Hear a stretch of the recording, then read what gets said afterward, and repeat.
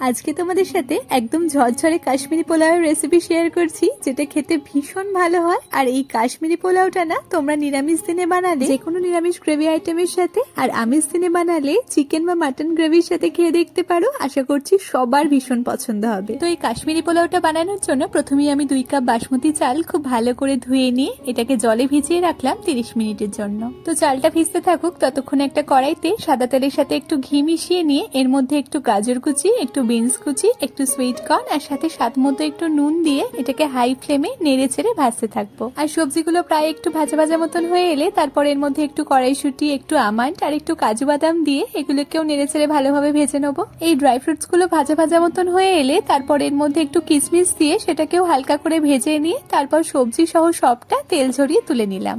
এবার কড়াইয়ের ওই বাকি তেলের মধ্যে একটু সাজিরে, একটু মৌরি, একটু গোটা গরম মশলা, একটা স্টার অ্যানিস আর অল্প একটু জয়িত্রী ফোড়নে দিয়ে এটাকে নেড়ে ছেড়ে ফোড়ন থেকে সুন্দর গন্ধ বেরোতে শুরু করলেই তারপর এর মধ্যে একটা মাঝারি সাইজের পেঁয়াজ কুচি দিয়ে দিলাম। এখন মিডিয়াম ফ্লেমে পেঁয়াজটাকে নেড়ে ছেড়ে হালকা করে একটু ভেজে নিই। তারপর এর মধ্যে 1 চামচ করে আদা রসুন বাটা দিয়ে দিলাম। তবে তোমরা যদি এই পোলাওটা নিরামিষ ভাবে বানাতে চাও তাহলে পেঁয়াজ রসুনটা দেবে না। তো এখন ভাজতে ভাজতে আদা রসুনের কাঁচা ভাবটা চলে গেলেই তারপর এর মধ্যে জল ঝরানো বাসমতি চালটা দিয়ে দিলাম। এবার মিডিয়াম ফ্লেমে চালটাকে প্রায় 2 থেকে 3 মিনিটের মতন সময় নিয়ে ভেজে নেবো। আর চালটা খুব ভালো করে ভাজা হয়ে গেলে তারপর এর মধ্যে 2 কাপ দুধ আর 2 কাপ জল দিয়ে দিলাম। তো দেখলে আমি এখানে 2 কাপ চালের জন্য টোটাল 4 কাপ লিকুইড ব্যবহার করলাম। আর পোলাওটা একদম পারফেক্টলি ঝরঝরে বানানোর জন্য এই জল আর দুধের পরিমাণটা কিন্তু অবশ্যই খেয়াল রাখতে হবে। তো এরপর এর সাথে কয়েকটা চেরা কাঁচা লঙ্কা, স্বাদ মতো নুন আর সামান্য একটু চিনি দিয়ে সবটা খুব ভালোভাবে মিশিয়ে নিয়ে এটাকে লো টু মিডিয়াম ফ্লেমে কড়াই ঢাকা না দিয়েই প্রায় 5 থেকে 7 মিনিটের জন্য ফুটিয়ে নিয়েছি। তো দেখো জলটা কিন্তু এখন বেশ কমে এসেছে আর চালটাও প্রায় 60% মতন সেদ্ধ হয়ে গেছে।